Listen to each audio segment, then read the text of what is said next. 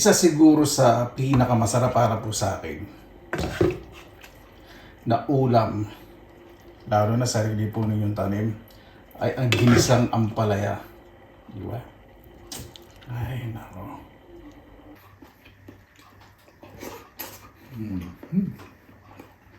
Magandang araw po mga kababayan. Welcome po sa Pinilaang Lakbayan. Pagsasulang po natin ay gisado o ginisang marites. Hindi.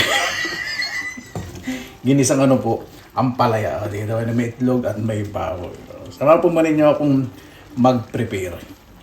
Masarap po mag-isa ng ampalaya kapag medyo chinichicharon nyo po muna yung baboy. Hindi po masyadong maraming taba po to. 25% po yung taba. Lalagay po ako ng konting tubig.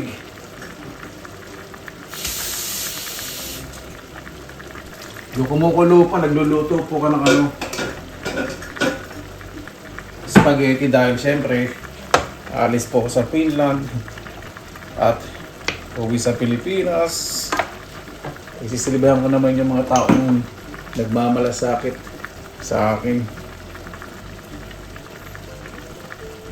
Yung mga tunay na kaibigan na hindi talaga sa haba ng panahon ng pinagsamahan may hugot ano. Yung tipong haba ng panahon ng pinagsamahan tinuring nyo na halos kapatid. Tapos lolokohin at pagdadamutan kayo, di ba? Ay nako. At least malalaman nyo talaga sa panahon kung sino yung mga totoo. Lalo na pag lumayo kayo. Kasi lulutuin po natin. Kaya may magandang hugot. Ito po. Mga nagmamapait. Yan po. Ginisang ampalaya. Ito po yung masarap na prito sa sariling mantika. Ilalagay ko na po yung bawang at sibuyas. Hindi na po magdadagdag ng mantika. Para kapit na kapit po yung bawang at sibuyas sa ating baboy. Di ba? Yan po yung masarap. Golden brown na po yung bawang. Lagyan na po natin ng kamatis. Gusto ko po sa ampalaya gisado, medyo maraming kamatis. Yan ko lang pong madurog yung ampalaya. Gusto ko po kasi lumalasa. At kumukulay sa sarsa. Mas maganda po kasi ang texture saka yung tignan. Ayan, diba? Napakaganda po ng resulta. Ganyan po pag nagluluto ng ginisang ampalaya. Lagyan po tayo ng ampalaya. Kung ayaw nyo pong mapait yung ampalaya, pwede nyo pong asinan. Pagkahiwa nyo, lagyan nyo po ng asin, haluin po ninyo. I-rest nyo po mga 10 to 15 minutes tapos hugasan nyo. Hindi po masyadong mapait. Ako gusto ko pong mapait sa ampalaya. Siyempre kung gusto nyo pong i-serve sa mga anak po ninyo na ayaw na masyadong mapait, di ba? Lalagay po ako ng tubig. Konti lang. Takpan po natin. Ayan. Hindi ko po masyadong pakukulan kasi ayoko po masyadong yung malanta. Lagay po ko ng konting patis. Pampalinamnam lang. Haluin po natin mabuti. Ay, naku. Ganyan po gusto ko luto sa ampalaya. Ayoko po ng overcook. At lagay po tayo ng itlog. Pag maglalagay po kayo ng itlog, huwag niyo po muna haluin. Spread out po ninyo. Ito po ang technique para mas maganda po yung itlog. Ano sabi ko? Pag maglagay ng ampalaya. Itlog po, hindi naman. Ewan ko. Wala na ako sarili. Takpan po ninyo para mamuo po yung itlog. At hintayin po ninyo kumulo. Kumukulo na po. At haluin nyo po ng dahan-dahan. Di ba? So yung itlog, namuo po ng maayos. Medyo konti pa. Takpan uli natin. Ready na po. Di ba? Napakaganda po ng resulta. Hindi masyadong maraming sarsa. Napakasarap tignan. Kaya na po tayo. Mabuhay yan! Maraming salamat na po sa Panginoon. Kasama-sama na naman po tayo. Naway safe po ang lahat. Ay, bago tayo sa pasalamatan po muna natin ng Panginoon. Panginoon, maraming salamat po sa biyaya niyo po sa amin sa araw na ito.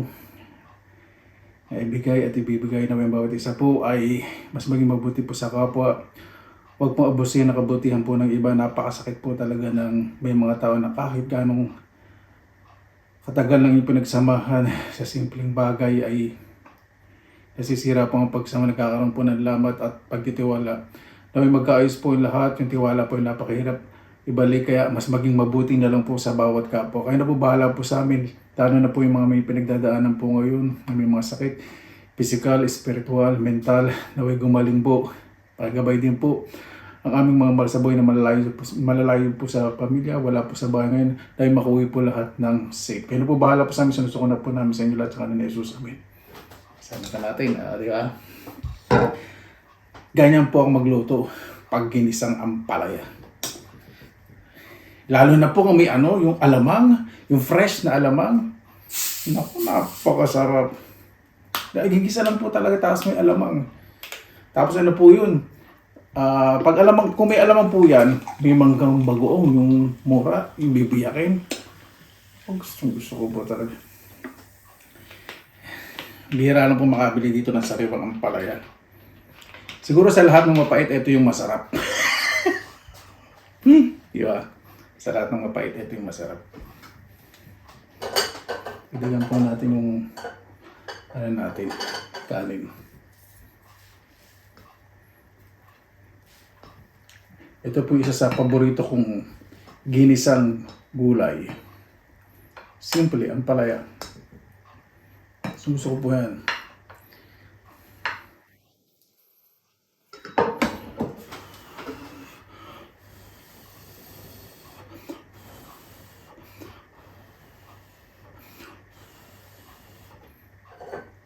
Sa may mga pinagdadaanan po ngayon na pait sa buhay, makakaraos po tayo lahat. May mga tao po talaga na nagbibigay sa atin ng pait. Ibig sabihin po nun, mahal po tayo ng Panginoon. At nare-realize natin sa sarili natin kung hanggang saan yung kabaitan natin, pagiging mapagbigay natin, at yung kakayanan po natin na lumaban sa buhay ng patas. Di ba?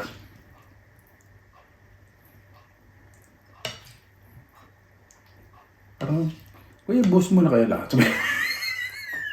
Hindi po ako magpapati sa kasili kasi tinimplahan ko po ito talaga ng maayos. Pag magluluto po, ay titingnan po ninyo ba?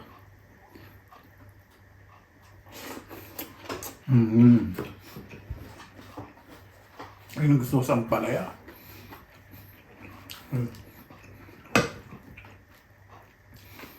May konting lutong at kunat.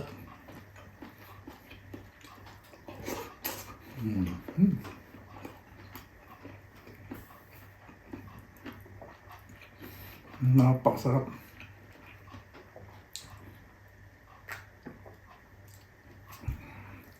Sarap po talaga ito, may patis sa kasila, pero ayoko po muna magmaanghang ngayon. Gusto ko muna magmapait.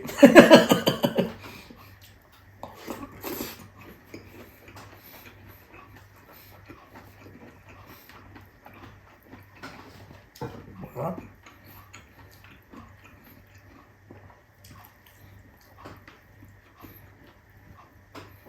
Kaya na po medyo nakakatulog sa gutom.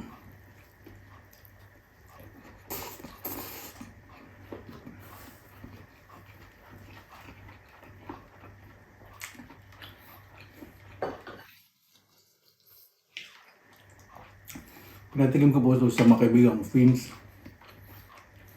Isa lang po ang nasarapan. Di ba sabi nila, okay lang kaya rin hindi lang kaya yung pait. Sabi ko dun sa isa, buti na gustuhan mo. Sabi niya, kasi nagtatravel ako sa Thailand. Meron silang doon mga hilopang ngayon ang palaya doon, nasa salad. Kaya nasanay na siya.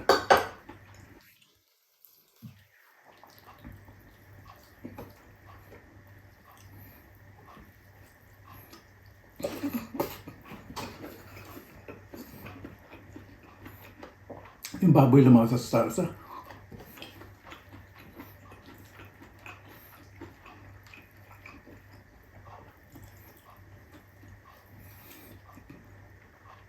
Pero mas masarap po ito kung yung kamatis hinog na hinog. Wala pong makitang hinog na kamatis eh. Yung pulang-pula, masarap po yun. Yung nahinog sa kakalapirot. Yung mga ibang mamimili.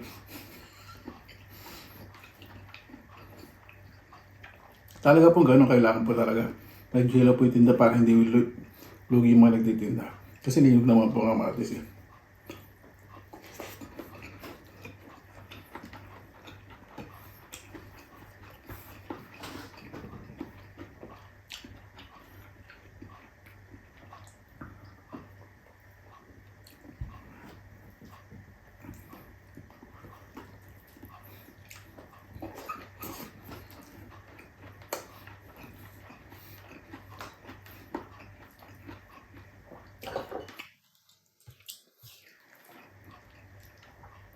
Winner na winner.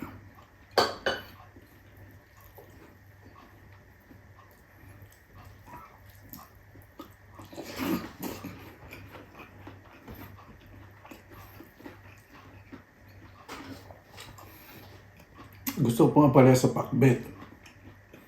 Ito ginisa, saka yung kinilaw. Yung aasinan po nito, tapos mag-iihaw kayo ng karne ng baboy na liempo. Nakapasarap, tapos timplahan nyo.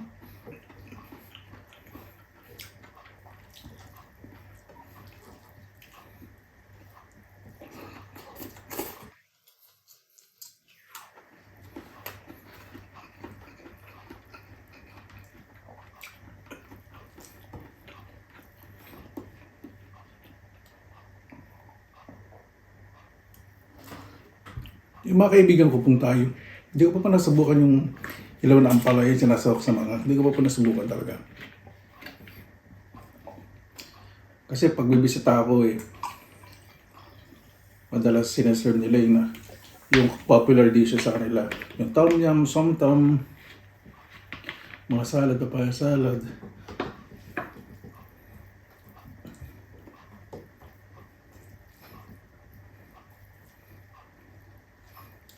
Saka chicken satay, yung mga curry.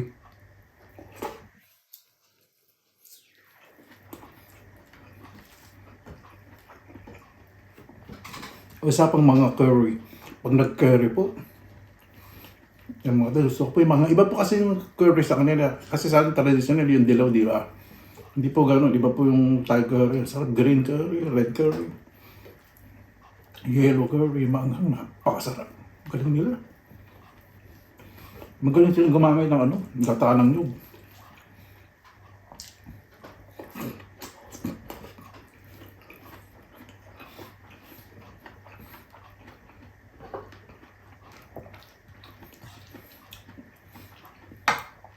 Pag nanonood ako ng mga mukbang ng mga Thai, yung ampalayang bilog, sasawsaw lang sa maanghang sawsaw. Parang asar pa, no? Tinikman ko. Hindi ko kaya pa itong bilog na mapait na hilaw. Hindi ko po kaya. Gusto ko yung sa pakbit.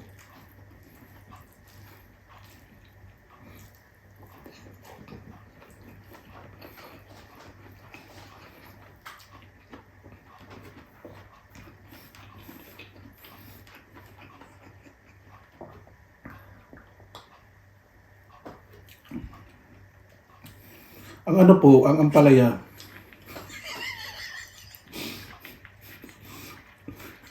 may iba't ibang varieties po yun. naisip ko. May ligaw na ampalaya, may puputing ampalaya, may super green ampalaya. Meron pag-alagalang ampalaya. Meron nasa Facebook na nag-ampalaya. Meron lagi mo kasamang ampalaya. Pag taligod mo, inaampalaya ka. Yun ang mga varieties ng ampalaya. Yun yung mga nakakatakot na varieties. Ano yung mga kasama mo lagi na hindi mo alam. Pagharap mo, pakwan, matamis. Taligod mo, ampalaya palang buhis. Wala na po ako ng Diyos. Kaya na lang po tayo.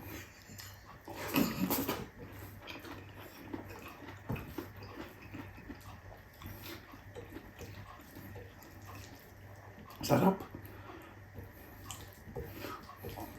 Sa Pilipinas sana, pag uwi ko, makabili ko ng alam kasi pagtatang-ulan na. Ako, sarap nito. Ang gilis akong pala, marami alam.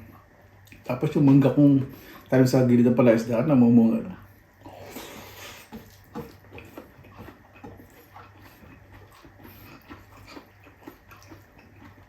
Kasi sana po nakabonit ako binuksan ko po kasi yung bintana.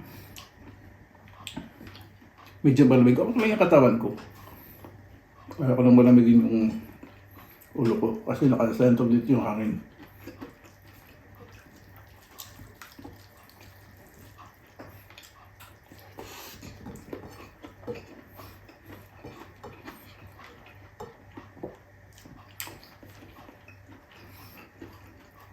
Napakasarap.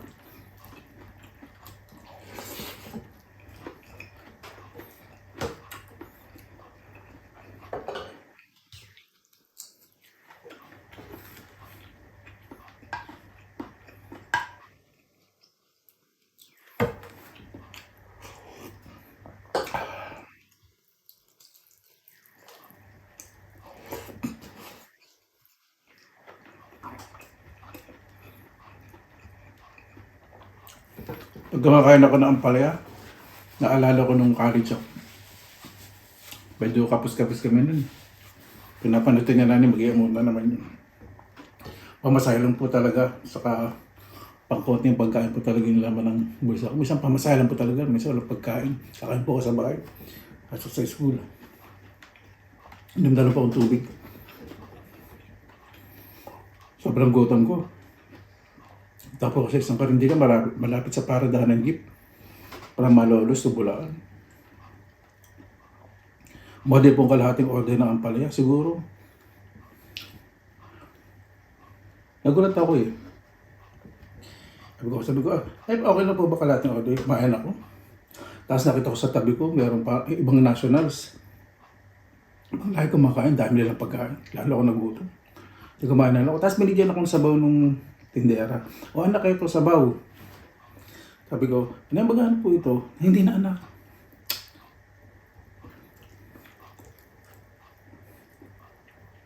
Ayun siguro pinakamasarap na kinain ko na ginis ng ampalaya.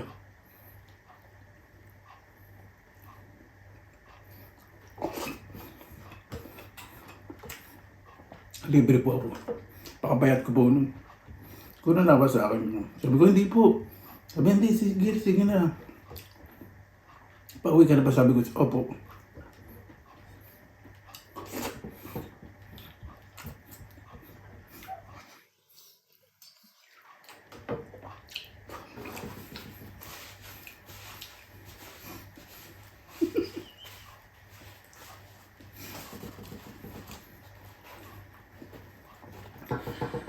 Ay, naku. Yan na po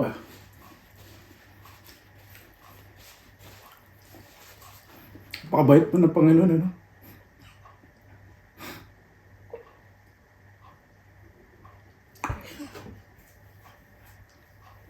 Balastig na mukbang to. Siya na po. Sobrang thankful lang po talaga ako. Siya na po. Tapos, sumakay ako sa jeep. Kinapos yung pamasahe. Umupo ako doon sa likod ng driver. Pag may nagbabayad, nibukas ang ko. Tapos yung laman sa bulsa ko, alam ko, konti na lang yun. Semi 1, 2, 3. Bakit semi? Kasi at least kahit paano, naglagay ako dito. Hindi ko kumakalimutan. Hindi ko makakalimutan. Siyempre, naawa din po ako sa driver na naghahanap buhay. Tapos, nakukonsensyat po ko nun. Kung nakapagawa ang tonto, gusto po mag-iari. Siguro, nagawa ko po mga 2 beses. 2 beses na wala talagang bayad. Talagang pamasahe po. Kwento po muna tayo. Kasi malapit na naman ako umuwi sa Pilipinas. Tapos, sa Malolos po kasi, ang eskwelahan ko po kasi, basta tabi po ng Barangay in Charge. So, mula sa palengke, pag sumakay po ako sa amin, sa bahay po namin, lalakad po ako. Hindi na po malayo. Sakay ng jeep. Alam ko po yung routine ko. Pag sakay ako sa jeep, parang Bulacan to Malolos sa palengke. Tapos sa palengke, may shortcut pa po yun. Pag may shortcut, doon po ako dadaan. Parang hindi na ako sumakay ng jeep na tinatawag pong karating maliliit na jeep. Pumunta sa school kasi dagdag pa masaya. So shortcut po yun. Mga kalating kilometro. Shortcut po yun papunta sa eskwelahan po. So doon ako sa palengke kasi medyo malilim. Doon ako dumadaan. So inisip ko, total ano lang naman eh. Minsan 3, tapos pag-graduate na rin po ako nun.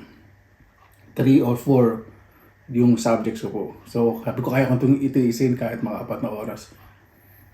Sabi ko kaya. Kaya lang pala pag nagiginig po kayo sa pag nag-aaral, nakaka-drain po talaga. Kailangan nyo ng tubig. Kasi yun mo ito yung tubig, lalaking magugutom. Sabi po nung, hindi ko po nakwento to kahit sa mga magulang ko ngayon lang po nangyari kasi naalala ko lang. Wala. Parang hindi na ako nahihiya na naranasan ko yung ganung bagay. Parang napakasarap isipin po na yung pinararanas po na Panginoon na sa inyo. No? Na sa susunod, sa susunod na kumain ka ng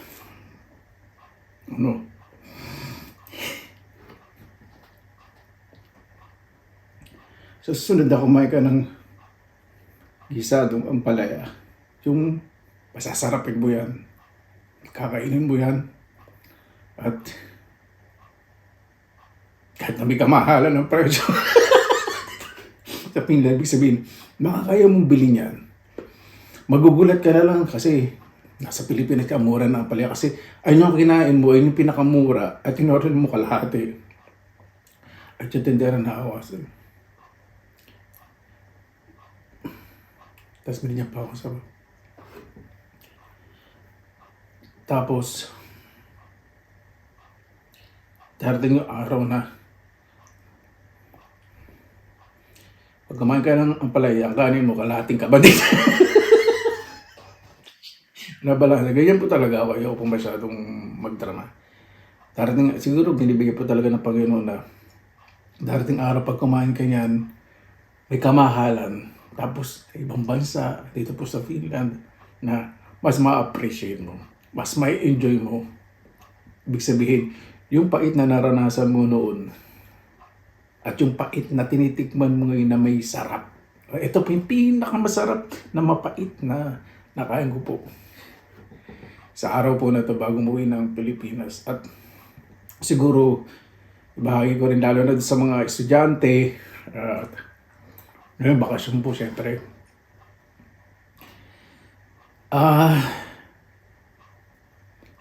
Basta, ayun, huwag kayong masyadong maghanap sa mga magulang ninyo. Kung kaya ninyong tumulong para makabawas sa problema nila, gawin ninyo. Gawin ninyo. Pero ako nagpapasalamat po sa Panginoon kasi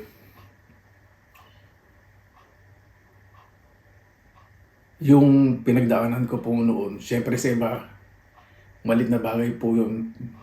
Ibig sabihin, lahat may binibigay po sa atin ng Panginoon na dapat po nating maranasan na dapat natin i-share sa ibang tao na yung minsan umiiyak ka, wala kang ulam, di ba? Pero pasalamat pa rin tayo kasi may kinakain pa rin tayo. Nandiyan yung mga mahal natin sa buhay sa paligid po natin. Di ba? Ito yung sarap ng pait na ampalaya.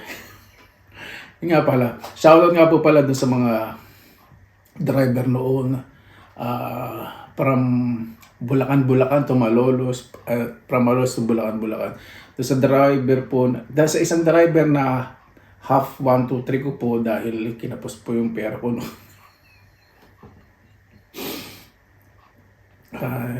Dahil pinangkain ko rin eh. At pag-uwi ko po na kumain ako pala, kapos din po talaga yung pamasahe ko po. No? Talagang nilaan ko po talaga sa kalahating order ng ampalaya. Sabi ko, bahala na. Kaysa magutom ako. Totoo po yun. Sasakay na lang ako sa driver. Hintayin ko na lang kung sino susunod. Talagang pinlano ko na naupo sa likod ng driver. Tapos dalawang na 1, 2, 3 po. Matagal na rin po yun eh. Pasensya na po. Dala lang po talaga ng kakapusan. Pero hindi po yun tama. Nangyari po sa akin talaga yun dahil gusto ko pong makatapos din po ng pag-aaral. College.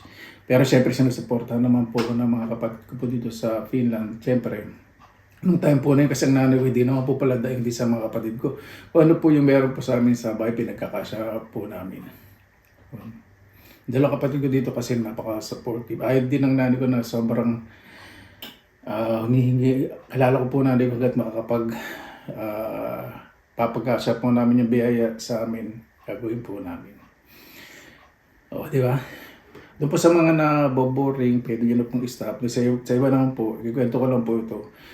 Nung magtatapos po ako nung college po noon, pag-graduation po noon, ganito po nangyari. Kasama ko po yung kapatid kong bunso, saka yung nanay ko. Tapos yung pamasahe, pinangutang na po namin sa kapitbahay po namin. Sabi ng nanay ko, pasensya na. Pasensya na anak. At walang handa, wala kaming parigalo sa iyo. Sabi ko, hindi na eh.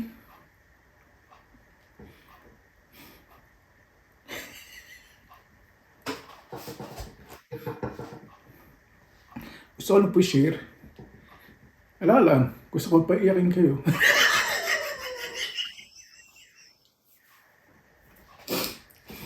Ano ba yung bukbang na yan? Naging maalala mo kayo, naging pagpakailaman. Pasensya na po sa iba. Diba, hindi gusto nito. Okay na po, naitindihan ko po. Tawag sa mga nagtsatsaga, diretso ko po yung chismis sa inyo. Hindi chismis. Nangyari po. Graduation, sabi ko. Sisya ka na, anak. Wala kang handa. At, basta dumaan ka muna sa simbahan. Sabi, sige na dumaan ako sa simbahan, tapos umuwi ako. Tapos sinod ko na po yung yung pagsuot ko, tapos binibit ko na po yung tawaga. Kasama ko po yung nanay ko sa kapatid kong bunso. Pamasahe po talaga dala namin sa graduation. Tapos, pagdating po dun tahimik lang po kami. Yung kapatid ko nandun saka nandun. Ini-invite po ako ng mga klase. So, ba't na kayo sa amin? Ba't tayo kila ano? Sabi ko, hindi, sige, uwi na lang ako. Tapos pag uwi, kasi gusto ko mas kasama ko yung nanay ko. Tsaka yung kapatid ko pag uwi. Uwi po kami, tapos yun. Nakaraos, sabi ko, nanay, importante, nakaraos tayo. Yun naman importante. Huwag kayo masyadong mag-isip. Sabi ko, nakaraos na tayo, yan. Salamat po sa Panginoon. Kaya, narasa ko po yun. Yung father ko po noon, sumasideline po ng pagkakarpintero.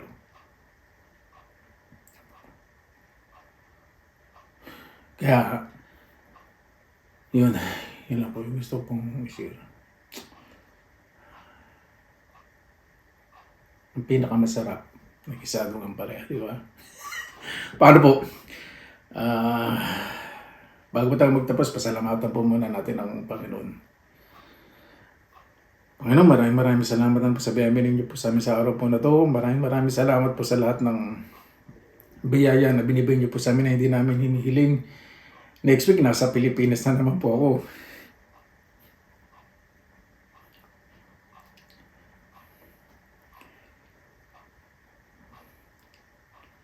Makasama ko na naman po mga magulang ko.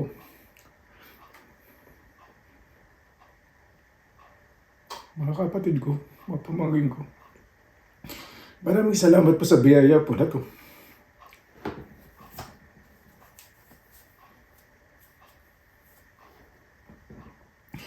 Makigabay po yung mga kababayan po namin dahil pagsapalaran po sa malalayong lugar. Kung nasa Pilipinas man po sa ibang bansa.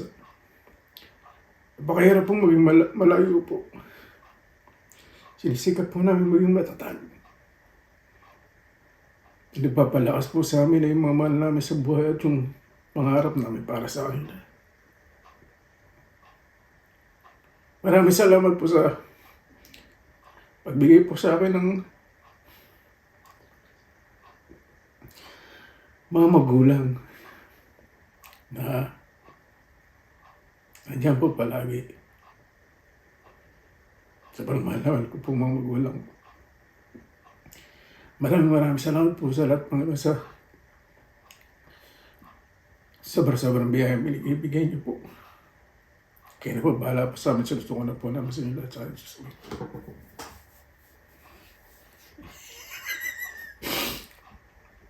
Actually, nag-training lang po ako para sa audition.